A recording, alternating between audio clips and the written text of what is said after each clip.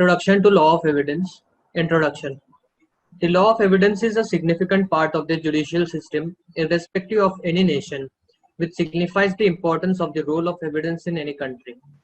In the Indian context, the enactment of the Indian Evidence Act has significantly changed our judicial system, as prior to this, there were no codified laws on evidence, which enriched our judicial system by providing rules and regulations for ascertaining the shreds of evidence. Although the Indian Evidence Act is based on English law, it is a comprehensive legislation, also known as Lex Fori. Lex Fori means the law of the place where the question has arisen.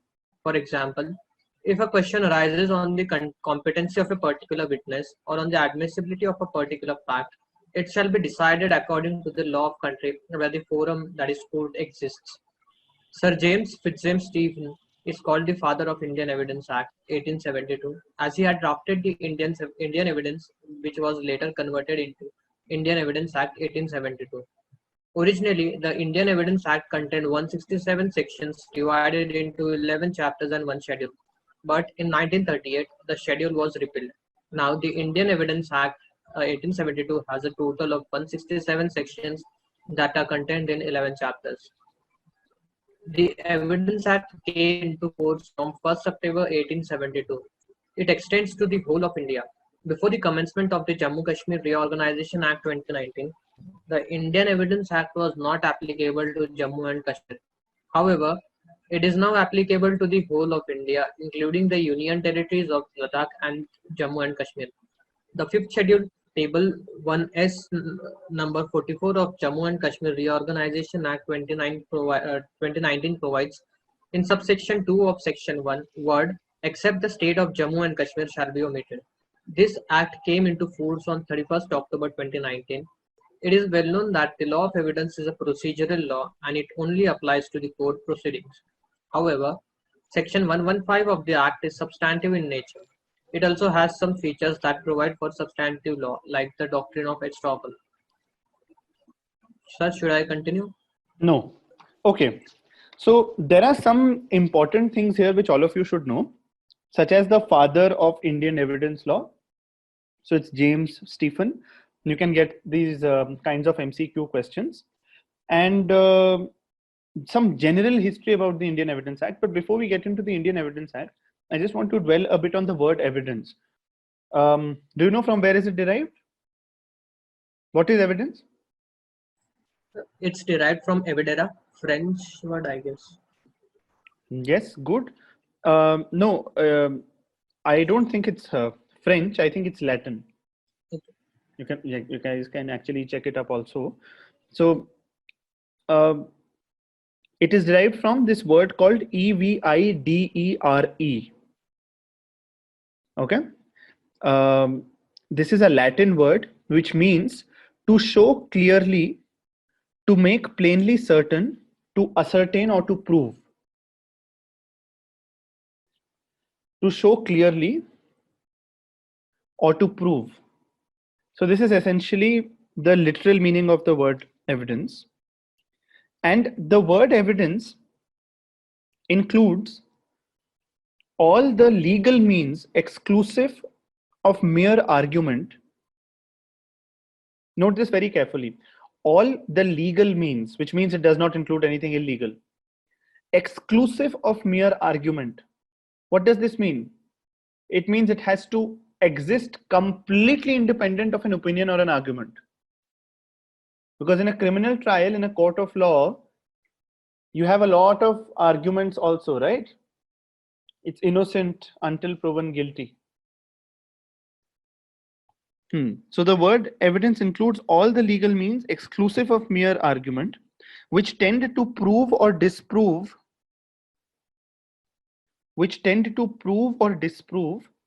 any matter of fact, the truth of which is submitted to judicial investigation.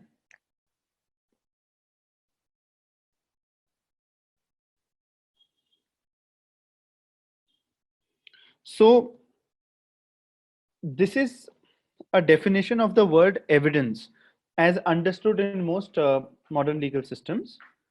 includes all the legal means exclusive of mere argument, which tend to prove or disprove any matter of fact, the truth of which is submitted to judicial investigation.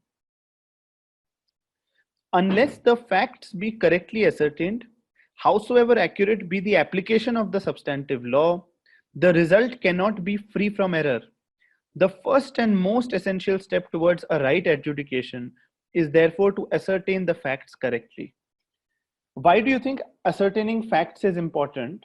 Do you know, as we travel up the ladder, as matters go in appeal, you cannot re-agitate or reopen questions of fact. Appellate courts proceed on an underlying assumption, a widely accepted assumption, that questions of fact will not be reopened. Questions of fact would largely be accepted as they are. Therefore, evidence law plays a very important role in determining those questions of fact. Okay. Apart from this, everybody understands lex fori, meaning the law of the forum. What were the problems with regard to colonial India is something you all know about. You had two broad divisions. One was the Adalat system of justice. The other one was the presidency court system, the English system. In English law, you had English rules of procedure as well as of evidence. Whereas in the Adalati system, you had almost hearsay. The wakils used to plead cases in a very informal way. Justice was in the nature of a charity show. So therefore, the Indian Evidence Act was a unique effort to try and combine the two systems.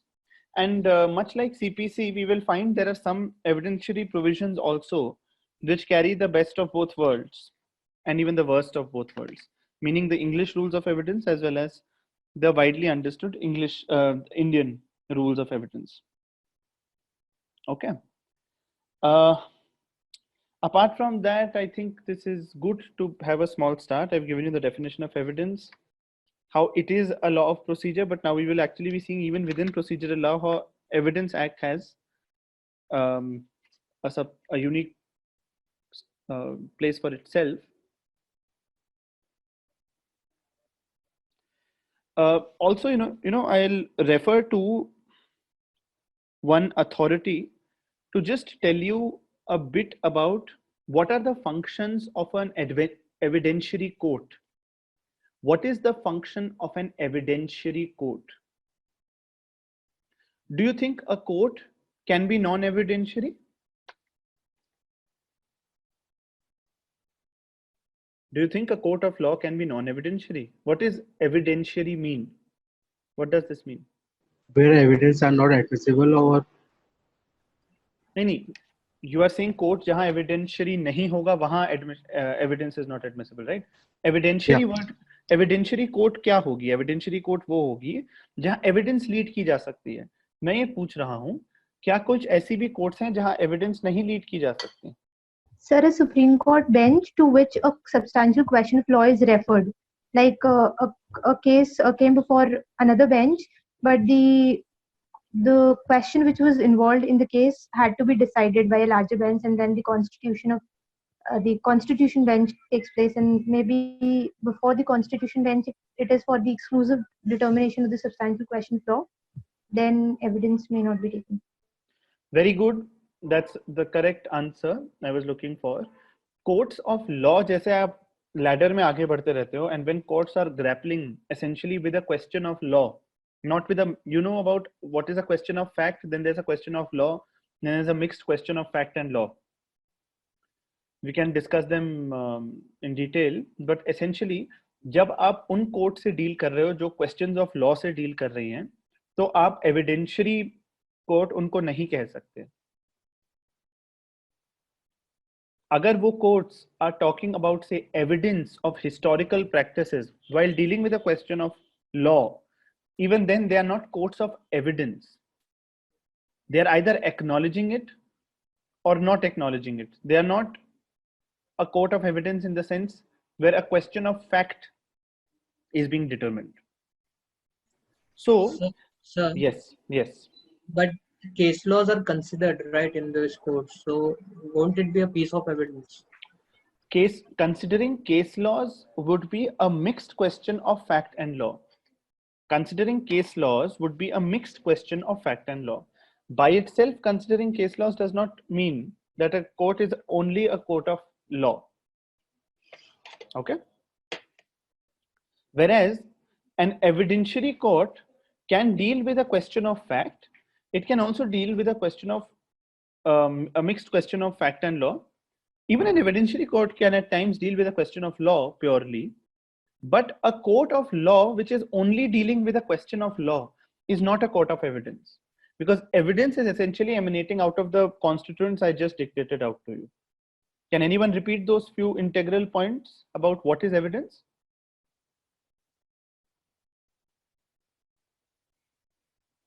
Sir, all legal means which are not merely arguments or opinions, which tend to prove or disprove any matter of fact, which is submitted for judicial scrutiny. Very good. Good. Now, I'm trying to tell you about the functions of an evidentiary court. एक evidence की court को दो कौन से cardinal चीजें करनी होती हैं. पहला, it has to ascertain the existence or non-existence of certain facts.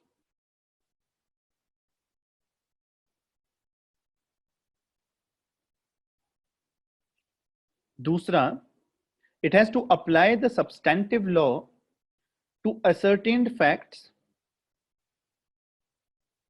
and then declare the rights or liabilities of the parties so far.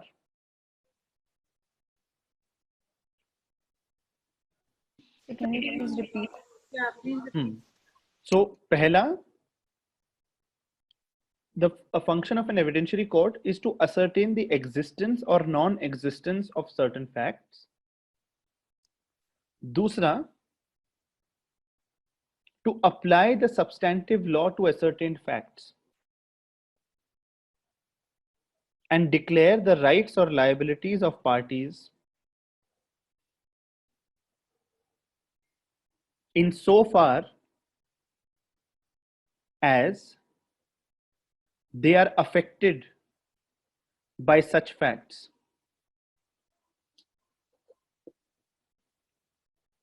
Sir, can you repeat the second point once? To apply the substantive law to ascertained facts and declare the rights or liabilities of parties insofar as they are affected by such facts. Penal law provisions, Indian Penal Code would tell you what is murder, what are the ingredients of murder. But will it tell you, was there murder? हुआ या नहीं हुआ? वो तो fact and circumstances से आएगा. Facts and circumstances की journey evidence act से जाती है. मर्डर हो गया तो क्या करना है उस प्रोसेस में? ये सीआरपीसी और एविडेंस का मिक्स्ड क्वेश्चन हो जाता है. ओके जब एविडेंस एक्ट प्रोविजंस को नहीं फॉलो किया जाता, मैंने बहुत ही डिफिकल्ट केसेस में अक्विटल होते हुए देखे हैं. क्लियर है, सबको पता है कि उसने मारा है, बट पोस्टमार्टम जिस लैब में हुआ उसका बल्ब जो था 50 वॉट का था, और the settled law is that postmortem जिस लैब में होता है it has to be very, मतलब it has to be very well lit and some 100 watt या something like that. I saw like the judge acquitting an accused on that parameter. What I'm trying to tell you is the sheer value of evidence law. It is very, very important. Okay, so ये बहुत basics मैंने आपको कुछ चीजें बताई. हमने basic थोड़ा history पढ़ी है evidence act की जो आपके इसमें थी. And let's then go further. Any questions so far?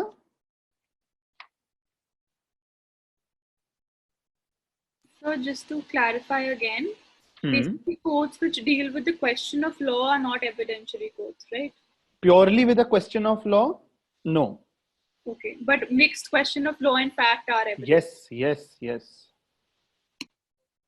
Sir, I have a question. So when Yes. we refer to the term evidentiary, so we are basically, I mean, we are reflecting on the fact that evidentiary means evidence or any documents which are presented in favor of either or against the particular facts of the case. So this does not involve the legal aspect of it. It is just the circumstantial aspects of a case, right? Yes, but I am very unhappy with your very laymanly definition, Monica. अभी इतनी अच्छी दी थी उसके बाद इतना simple words में मत बोलो.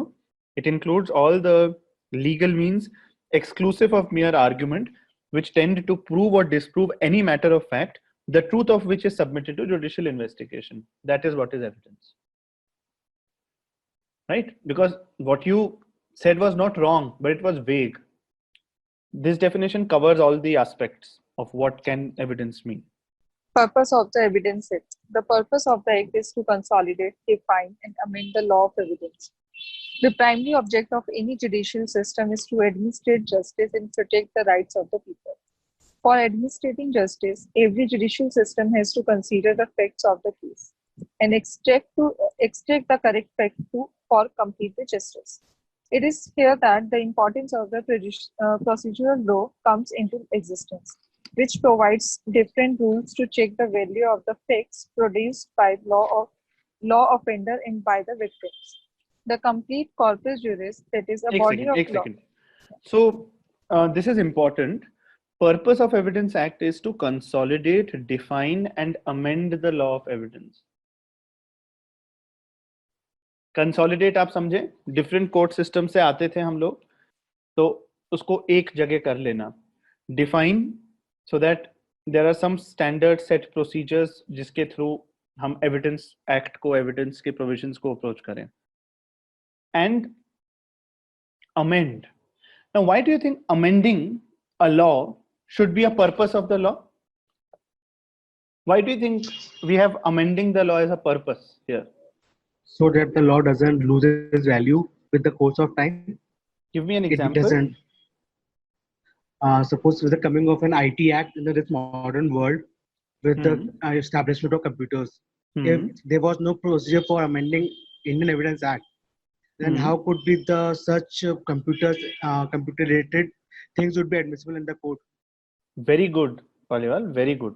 So things which are changing with time, you know, theft is changing with time, online frauds, all these things are happening today. So you need to like up the game. You need to quickly tighten all our legal provisions to meet with such threats. That is why amending the law, particularly of evidence, is say one of the key purposes of the law itself. Okay. Then it says the primary objective of any judicial system is to administer justice and protect the rights of the people. For administering justice, every judicial system has to consider the facts of the case and extract the correct facts for complete justice. It is here that the importance of procedural law comes into existence, which provides different rules to check the value of the facts produced by the law offender and by the victim. Even in your day-to-day lives, if someone, like if you suspect someone and they're trying to give you their version of facts, don't you listen very carefully for inconsistencies? For example, if someone says they were in the market, they're in a market and piche se, you know, you can hear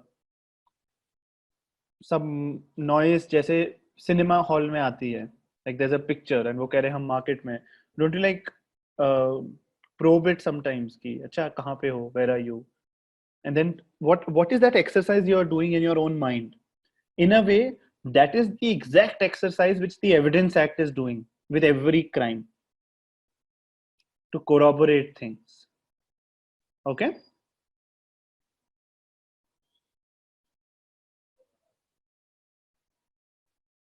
So with regard to Mahim's question, it's a good question. Amendment procedure जो Constitution में दिया है, तो each act का अपना एक amendment procedure नहीं होता, but is the word amendment referring to a change of law of evidence applicable at the time in India? जो amendment procedure Constitution में इनफैक्ट हमने बहुत डिटेल में डिस्कस किया in one of the classes, मुझे याद नहीं आ रहा, और 20-25 मिनट का एक मोनोलॉग जो था, उसमें आर्टिकल 368 का क्या इंटरप्ले है आर्टिकल 13 के साथ with regard to amendment procedure. जब हम कहते हैं amending the law is a purpose of the Indian Evidence Act, what we are trying to tell you is this is not one of those statutes, those colonial statutes जिसमें लोग नहीं बोलते इसकी evidence खत्म, इसकी वैल्यू खत्म हो गई, ये पुराने laws क्यों पड़े हुए हैं, मतलब we need new laws, we need to completely revamp these things. To include amendment as a purpose of the Indian Evidence Act is to clarify that the Indian Evidence Act need not be understood by the word 1872. It has to be understood by the very fact that it's going to change. Like it is something which will respond to the needs of the time. This is one law which has to respond to the needs of the time. There can be laws which need not have responded to the needs of the time. For example, the Epidemic Act, कब का है वो पता नहीं, 1877 या कहाँ का है वो, उसमें बहुत funny provisions भी है if you read it, छोटा सा है, but अभी जब आ गया एक pandemic तो उसके provisions भी use हो रहे हैं, उसमें एक revision आ रहा है, because रोज pandemic नहीं आ रहा, तो we need not have revised it, but जब आया तो कर दिया. So similarly say with evidence, this is very important. It's always in the interplay, right? Okay. So, now let's read further. The complete corpus juris, that is a body of law, is divided into three categories. One is procedural law, second is substantive law, and third is adjunctive law. Substantive law, it refers to a set of rules and regulations that governs a society. Procedural law. Procedural law are those laws which contain a set of rules that helps in enforcing the substantive law. Adjunctive laws. Adjunctive law are those laws which have both substantive and procedural aspects. However, the law of evidence is neither a substantive law or procedural law. Rather, it is an adjunctive law as it has both substantive and procedural aspects. The general meaning of evidence is a body of fact and information indicating or adjudicating the value of facts or evidence. Okay. A substantive law is one that is clearly defining the body of law. लिखा ही है, set of rules and regulations. For example, the substantive law for murder would be section, and the punishment it entails would be section 302, the relevant provisions of the Indian Penal Code. For any punishment, the Indian Penal Code provisions जो किसी law को बता रहे हैं कि वो क्या है, कब वो attract होता है, abstract में, please remember this, abstract में, generally समझाने के लिए, that's substantive law. Then when we talk about procedural law, it contains a set of rules that help in enforcing the substantive law. अब murder is punishable, ये and वो और ये सारी चीजें हैं, but पुलिस के पास क्या पावर है to deal with the situation, कब पुलिस अरेस्ट कर सकती है, कब पुलिस को नोटिस भेजने हैं, क्यों अक्यूज्ड को कोऑपरेट करना है, क्या हो सकता है अगर अक्यूज्ड कोऑपरेट ना करे, कब पुलिस फाइनल रिपोर्ट डाल सकती है, कब नहीं डाल सकती है. जो आपकी क्रिमिनल प्रोसीजर कोड है वो purely procedural aspects of law से डील कर रही है. अब एडजेक्टिव लॉज क्या होते हैं? सब्सटैंटिव प्रोसीजरल तो आपको पहले भी आइडिया रहा होगा. Adjective laws are those which have both substantive and procedural aspects. It has both substantive and procedural aspects. And the Indian Evidence Act, its whole body, I would say, would fall in adjective laws. Many of you might want some example. The whole Evidence Act in a way is an example. I'll share with you how. We know कि law का content तो हमें Indian Evidence Act से नहीं मिल रहा. Content of law. लगता है at first blush कि हमें procedural चीजें पता चल रही है इंडियन एविडेंस एक्ट से कि कैसे कोई मर गया तो मतलब उसको कैसे जमीन पे लेटा देना है, ये करना है, you've got to like what is the procedure for post-mortem, etc., etc. But if it were only procedure, ask yourself, what would it mean to lead evidence? If it were procedure तो procedure comply किया या नहीं किया. Leading evidence, proving और disproving a fact, a relevant fact, all these things अभी आगे आएंगे आपके. तो इन चीजों का मतलब ही क्या होगा? Which means evidence law, even though it seems to be primarily procedural, is in fact not procedural, it's adjective. Because here are things जिनको आपने comply किया या नहीं किया, तो ये substantive law पर भी कौन सी चीज अप्लाई होगी और कौन सी चीज नहीं होगी, उसका डायरेक्ट बेयरिंग आ रहा है इससे. अगर आपने एविडेंस लीड करने में ही आपके 3-4 दिन लग रहे हैं, तो इन अ वे ये कुछ हो रहा है ना यहाँ पे. It's not simply a procedure जिसको कोई फॉलो कर रहा है. And within a procedure also there are limited shades of grey.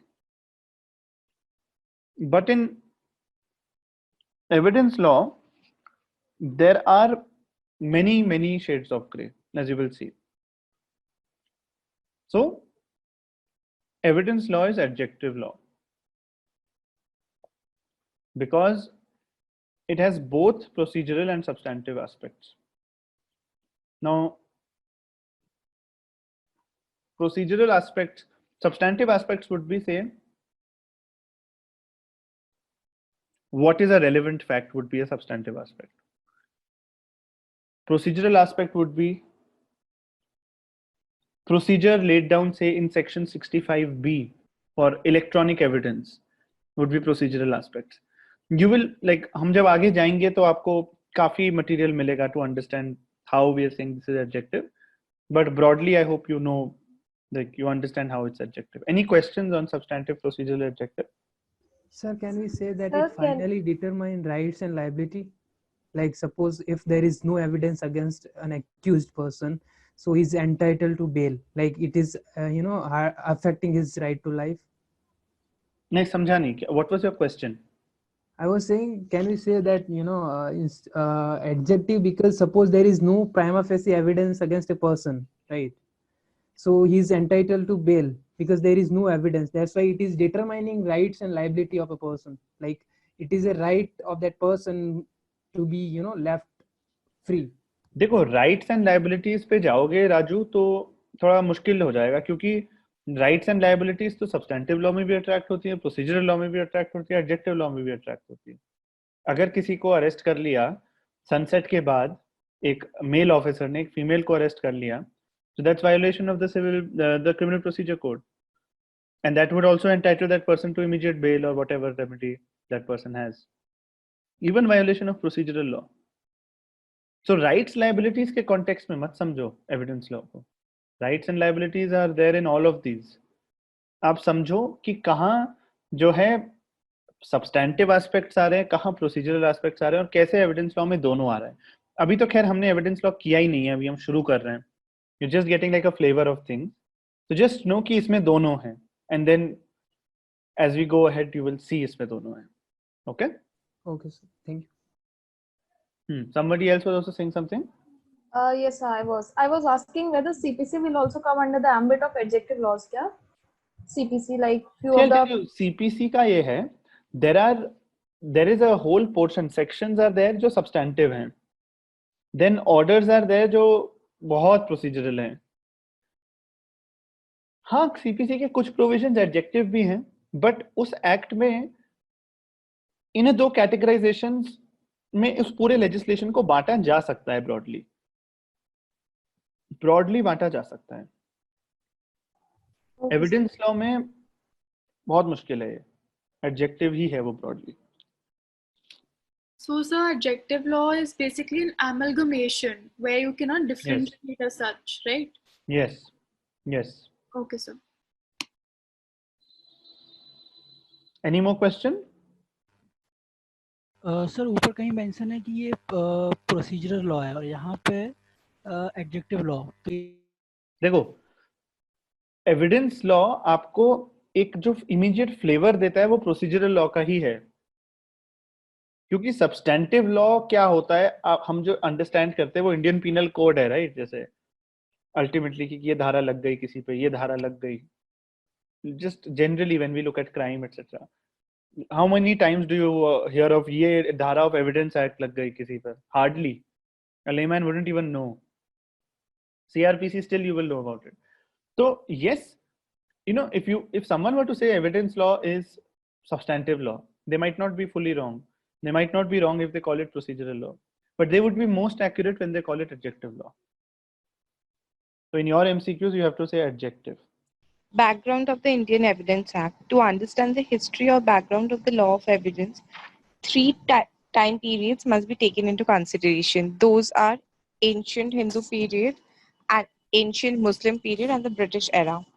The ancient Hindu period, the very foundation of the law of evidence in our society is the Hindu Dharma Shastra. As per the Dharma Shastra, the purpose of conducting any trial is the desire to find and ascertain the truth.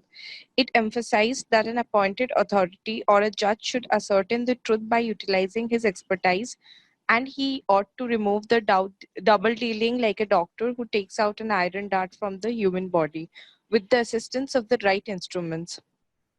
The ancient Muslim period. The English law of evidence was not the law of Mofussil Code. So, on the other hand, the Mohammedan criminal law, including the Mohammedan law of evidence, was no longer the law of the country. And even though the Mohammedan law was abundant, the English law of evidence was not constituted in its place. Third, the British era. In British India, the administrative codes by idols of the Royal Charter built up in the Bombay, Madras, and Calcutta were adhering to English standards of the law of evidence. The Mofussil codes that were outside the administrative towns had no clear standards to determine the law of evidence. The courts delighted in liberated freedom in the matter of affirmation of proof. The whole organization of equity in the Mofussil courts, without any positive principles in regard to the law of evidence, was all in an all-out mayhem. There was a desperate need for the codification of the principle of law. In 1835, the main endeavor was to arrange the principles of evidence by passing the Act of 1835. Somewhere in the range of 1835 and 1853, around 11 enactments were passed to manage the law of evidence. In any case, every one of these enactments were found to be insufficient. In the year 1868, a commission was set up under the chairmanship of Sir Henry Maine. He presented the draft, which was later discovered to be unsuitable to the Indian conditions. Later in the year 1870, this task of codification of the standards of the law of evidence was assigned to Sir James Stephen. Sir Stephen presented his draft and it was given to the Select Council and furthermore to the High Courts and individuals from bar to come to a conclusion. After many deliberations by the High Court, the Select Committee and the individuals from the bar, the draft was put before the governing body and it was instituted. Finally, the Evidence Act came into force on 1st September 1872. It may be relevant to mention that most of the states had already adopted this act much prior to the Constitution of India coming into force. Before independence, there were more than 600 princely states in India, which were not outside the local of British arrangement of equity. Every one of the states had its own principles governing the law of evidence. Be that as it may, all things considered, the Indian Evidence Act 1872 came into existence. After independence, there was a merger of princely states into the Indian Union. Both the substantive as well as the procedural laws have been made equally applicable to all states, regardless of whether they were a part of British region or the native states. The law of evidence is currently applicable to all states in the Union of India, with least changes being made during the past 141 years of its enactment. Okay. That was quite long, but let's try to be very short with this. Largely, all this is history. Okay? As much as this might attract some interest, generally, you've got to just know the broad trends in Indian evidence law and the broad influences. So, one very major influence is ancient Hindu period. मैं आपको बताऊंगा कौन से provisions में वो दिखेगा as we go with the section wise analysis of things. So, you can understand कि धर्मशास्त्र में जो हमारे थे वहाँ पे माना जाता था कि the purpose of any trial is to desire and to find and ascertain the truth. If you remember this entire concept of Agni Pariksha, What was the Agni Pariksha? Anybody knows? I'm sure somewhere you would know.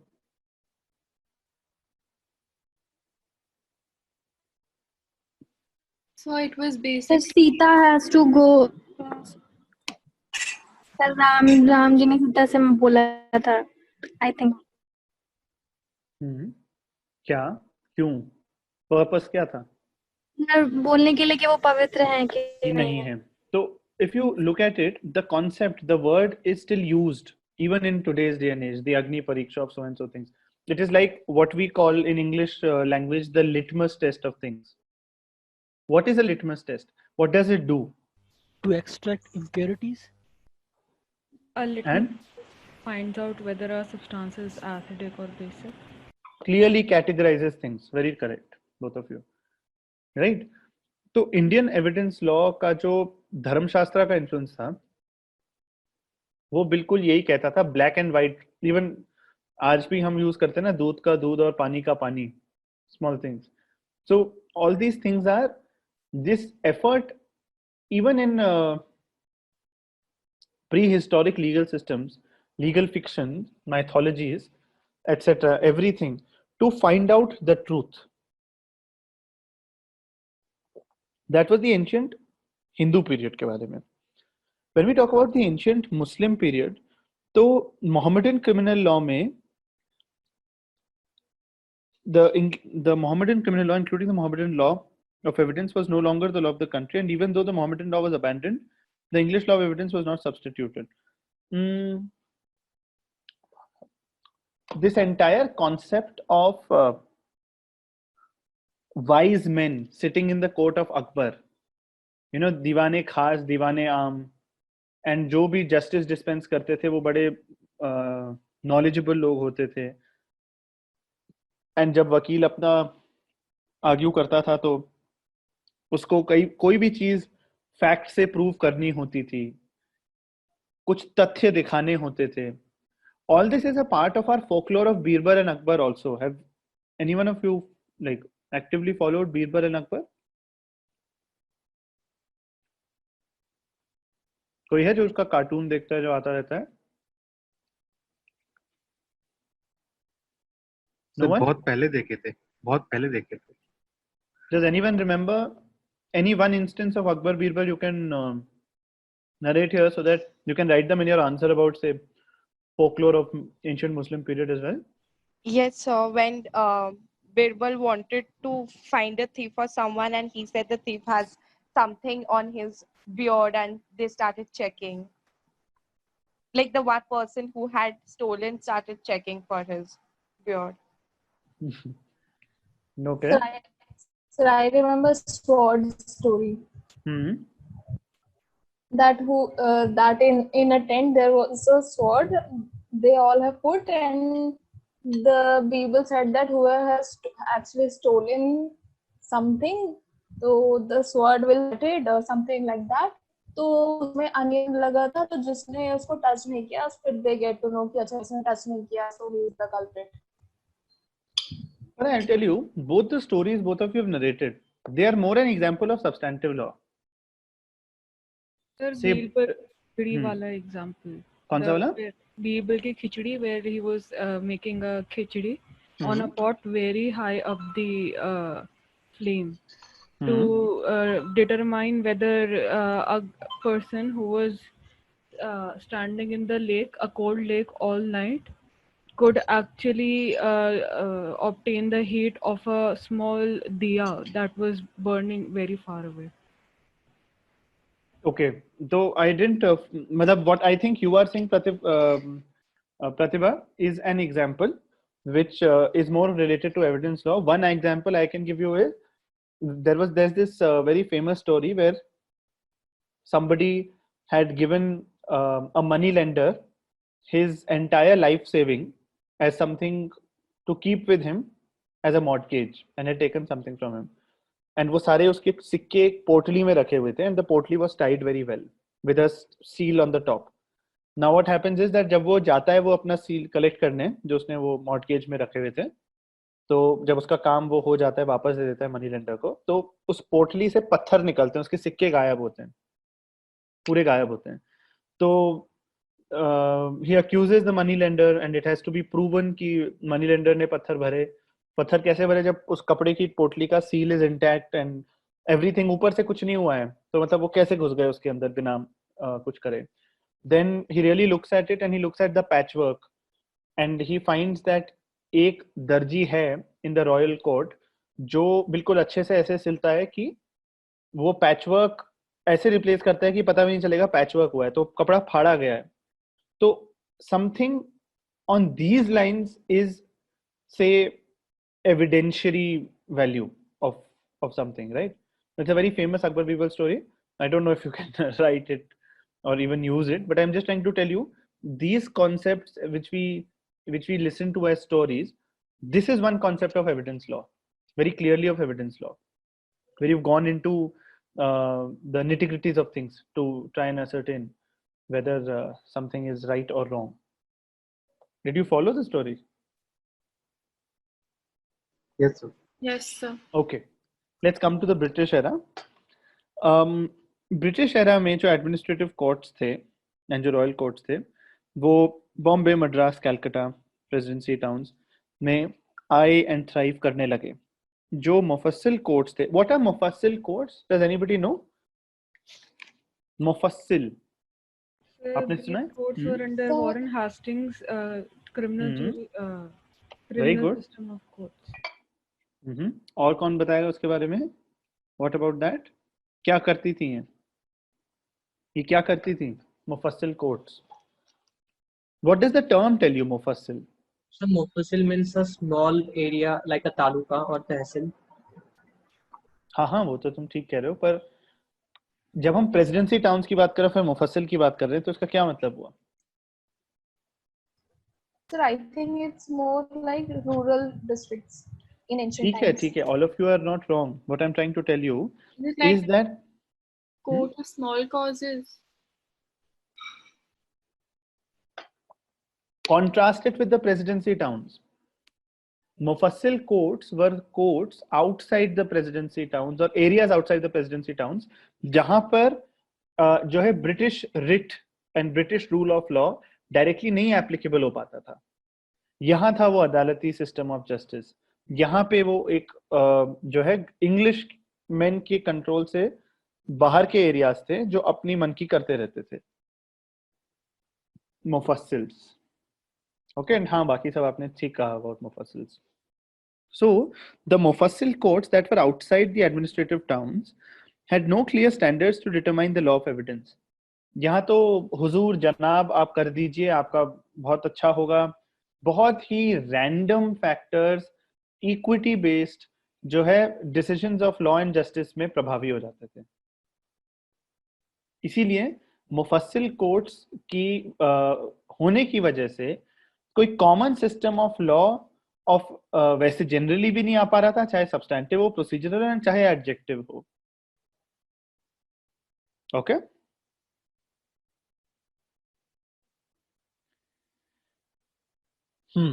So British era में जहां royal charters के through जो built courts थे, एक तरफ वो थे and एक तरफ ये मुफस्सिल कोर्ट्स थे.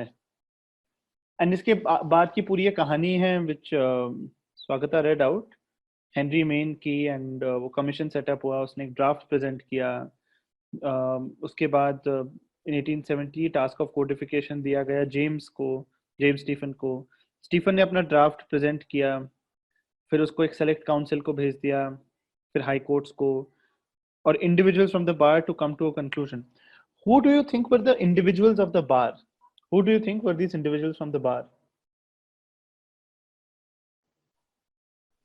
So, judges of English court. तो वो individuals बार के होंगे? So lawyers. हाँ, ये lawyers कौन होंगे? At that time, who were practicing that in that. Who court will or they be? something. कौन होंगे वो? British. Englishman. Yes, English lawyers. What used to happen was Englishman जब कॉन्कर करने जाते थे दुनिया को, उनका एक बड़ा सेट सा पैटर्न होता था. They used to go around and they used to carry with them all members of every profession. तो कई इंग्लिश लॉयर्स भी इंग्लिश कॉन्क्वेस्ट में साथ आते थे और इन प्रेसिडेंसी कोर्ट्स में अपनी प्रैक्टिस वही चलाते थे. They held the exclusive right to practice. And तभी जो है जब यहाँ पे रेफर हो रहा है मेंबर्स ऑफ द बार, तो they are referring to members of the presidency bars, but English lawyers, because Indians at that point in time weren't even allowed to practice in the presidency courts. Okay.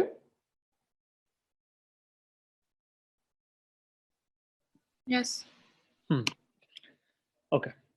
So इनको refer करा, इन्होंने भी अपनी अपनी बातें बोली, and finally जो है एविडेंस एक्ट आया on 1st September 1872. It may be relevant to mention that most of the states had already adopted this act much prior to the Constitution of India coming into force. Why do you think in a pre-1950 India would states adopt the Evidence Act? Why do you think Evidence Act? Do you know there were many laws जो states ने नहीं adopt किए थे? Evidence Act is one of those जो सब states पहले ही adopt करके बैठ चुके थे, even princely states. And even जो आपके ये north west frontier provinces and जो डिफरेंट प्रोविंसेस बन रही थी, why do you think they adopted the Indian evidence act? So because it is I think one of the most universally it contains one of the most universally accepted principles. So it was also necessary for administration of justice, and without this there was not a channel to proceed with the substantive and the procedural law. Okay, that's also one. There may not be any particular aspect of it attributed. Yes sir. So if I may ask you generally, दूसरा है कि हाँ बोलो. Sir, I was just saying कि there may not be any particularity attached to it, which might have been in other legislations which were not adopted by states. Okay. What are some of the pre-independence acts you know about? If I may say between say 1850 IPC. and 1910. IPC is one. CPC is 1, 2 मतलब 2 हो गए. Contract 3. So Limitation Act. What is the year of the Limitation Act? Registration, I think. 5 हो गए. और कोई acts? negotiable instruments. 6 और भी होंगे, but largely you will agree they will not be say more than 10 or 12 important legislations in that time, right? If you look at all of these legislations, they cover fields of law which were very important fields of law. Why were the others not important? In the sense that they were very commonly applied fields of law. So Evidence Act जब आया तो every region was suffering with this irregularity or lack of consistency in the administration of justice. And when they were suffering from lack of consistency in administration of justice, तो जब evidence law आया और वो भी Englishman ने बनाया, तो एक बड़ा धारणा आती थी उस समय कि everything white is gold, everything white is much better than anything brown, and therefore the Evidence Act was very widely accepted by different regions of the country. Okay. So A, because it was very much in common use, and B, because it was something that had been framed by the famed Englishman. क्योंकि इतना सारा जो process है बार का involve होकर ये सब करना, that's not so for all the English laws. इतना सब कंसल्टेशन शायद बहुत कम लॉज में हुआ होगा. Okay. Any further question here, or should we move forward with the need for evidence law? So move forward. Okay. Who will read? Can I? Okay. तुमने पढ़ा है ऐसे अभी तक? नहीं sir. हाँ तो पढ़ो. Need of evidence law. Evidence is the only way by which the court can make interference to render a decision. Inference. inferences to render a decision. The definition of evidence explains that the evidence is the proof of any fact in issue. Thus, without evidence, will be no possibility of proving any fact in issue or even to establish any fact in the case. It is very obvious that it is not a difficult task to obtain trust through violating the basic structure of law. But in the course of protecting those rights, the evidence law has come into picture.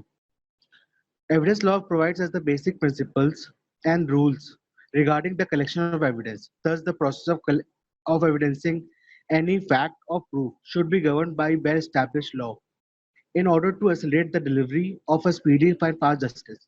The law of evidence is not just a fundamental principle governing the process of proof, rather it is also a multidimensional purpose of governing the rules relating to the process of proof in court proceedings. While its smaller dimension is a special asset in the criminal trials, as it endeavors to protect the innocent and highlight the guilty person to administer complete and fair justice. On the other ground, the evidence rule also have the capability to obscure and prevent the truth from being disclosed in the public domain to protect public interest. The main jurisprudential essence of the Evidence Act lies in the balancing of interests between parties concerned and in upholding the principle of natural justice.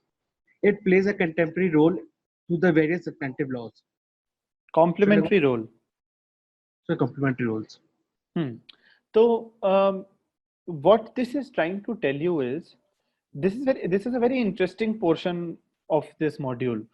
See, evidence is the only way जब जिससे court can make inferences, कुछ conclude कर सकती है while making a decision. Or the definition of evidence explains that evidence is the proof of any fact in issue, and thus without evidence there will be no possibility of proving any fact. Fact in issue and all of these things will come to when we start with the Bare Act, but generally. So what is this trying to tell you? दोनों चीजें बोल रहा है ये बोल रहा है it is important कि evidence के through हम किसी का guilt establish कर दें, prove कर दें. At the same time, it is important कि evidence के through हम कुछ information को गोपनीय रखें, publicly release ना करें. So evidence is a bit of both. It is also something through which you can establish guilt of individuals. It is also something through which you can at times prevent establishing guilt on someone who might not be very guilty. Or you may establish guilt on someone while also upholding public interest. अब वो कौन से provisions होंगे, we'll come to it when we are like headlong into the act. Because generally if I give you some provisions, so without having understood them, you will not be able to appreciate them. That's exactly what we are going to do when we do the Bare Act. So एक और बड़ा interesting चीज कहा है यहाँ पे कि दी last में जो कहा है कि इसका jurisprudential essence है to balance interests between parties concerned, यानी even victim and perpetrator के बीच में क्या एक interplay होता है, उस interest को balance करने का काम Evidence Act का है, and in upholding the principles of natural justice, कि जो accused है उसको सुना गया नहीं सुना गया, उसको अपना defense mount करने का right दिया गया या नहीं दिया गया. All of these things become very, very important while trying to determine the rights and liabilities of parties. And Evidence Act is a legislation which is based on the very essence of natural justice. कि natural justice के जो principles हैं, दूसरे को सुनने का जो मौका है, it will also apply to दूसरे को अपने आप को defend करने का मौका है. Okay, so this is largely about the needs, and I think we can then also conclude जो है this module, and then I think we'll then be starting with the act itself. Who will be reading the conclusion? So may I read it? Okay. The Indian Evidence Act 1872 is mainly based on the English law of evidence. The Act consolidates, defines, and amends the law of evidence. The Act, however, is not exhaustive. That is, it does not purport to contain all the rules of evidence. It is a special enactment and hence it prevails over all the other enactments. Evidence excluded by the Evidence Act is inadmissible even if it seems essential for the ascertainment of truth. Further, the parties cannot contract themselves out of the provisions of the Act. Likewise, a court cannot, on the ground of public policy, exclude evidence that is relevant under this Act. Hence, it is one of the most important legislations. This is very important, and it underlines a very crucial need for having the evidence legislation. Since Evidence Act is holding the field here, you also have to understand that despite being a kind of a general enactment on all kinds of evidence, it is not exhaustive, but you have to understand that this is lex specialis. Even though I just said कि general होने के बाद भी ये lex specialis है. Why is it a special enactment? Because even though it is generally dealing with evidence, it is dealing with something so special in any trial, which is evidence. And therefore, between lex generalis and lex specialis, you will always characterize the evidence law as lex specialis. And the parties cannot contract themselves out of the provisions of the Act. Likewise, even a court cannot, की ground of public policy में exclude कर देते हैं हम evidence which is relevant under this Act. तो हर चीज जो होनी है किसी भी evidence related process में, वो through Indian Evidence Act 1872 ही होनी है. It is a very important provision with regard to which anybody's guilt can either be established or disproved. Can anyone give me an example of another general legislation being lex specialis?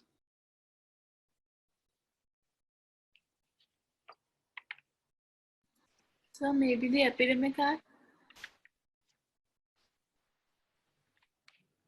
But would you say it's a yes? मतलब हाँ, in a way you can say so, the Epidemic Act. But the reason I asked you this question is there aren't many. बहुत कम है ऐसे. Because usually जो special law होता है वो बड़ा location specific होता है and बड़े सारे उसमें और चीजें होती हैं, but not how it is here. So lex specialis है Evidence Act, and yes, Abhi, I think I will not give you any case laws. We've just started with the law. All this was, most of what we've done today is very generic, but when we are into the Act and its various sections and everything, we will be going one by one and see how it goes.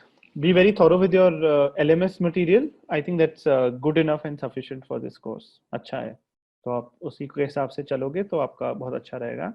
जो important case laws होंगे वो मैं आपको बताते रहूँगा and आपकी presentations भी होती रहेंगी उस पे. Okay? Are we good? Yes, sir.